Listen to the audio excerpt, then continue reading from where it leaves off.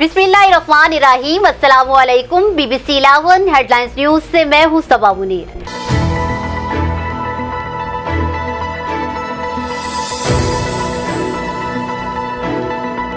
नाज़रीन, आपको अपडेट करें साहिवाल से, जहां हमारे नुमाइंदा खसूसी अमान हशमत के मुताबिक साहिवाल के नवाही इलाका 91/6 में एक और हवा की बेटी दरिंदगी की भेंट चढ़ गई। मुलजिमान इरफान और जहूर कई माह तक लड़की को ज्यादती का निशाना बनाते रहे।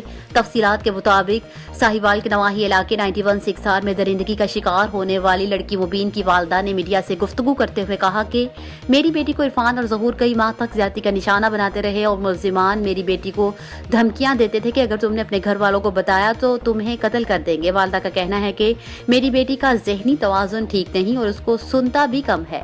2 माह से थाने के चक्कर लगा रही हूँ। पुलिस ने मेरी बेटी के मुलजिमान का DNA भी नहीं करवाया और मुलजिमान से साज़बाज़ होकर बगैर इन्वेस्टिगेशन किए जेल भेज दिया गया है। हमें इंसाफ मिल नहीं रहा। मेरी वज़ीर आला पंजाब और IG पंजाब से अपील है कि मुझे इंसाफ फराहम किया जाए और मुलजिमान को इबरतनाक सजा दी जाए।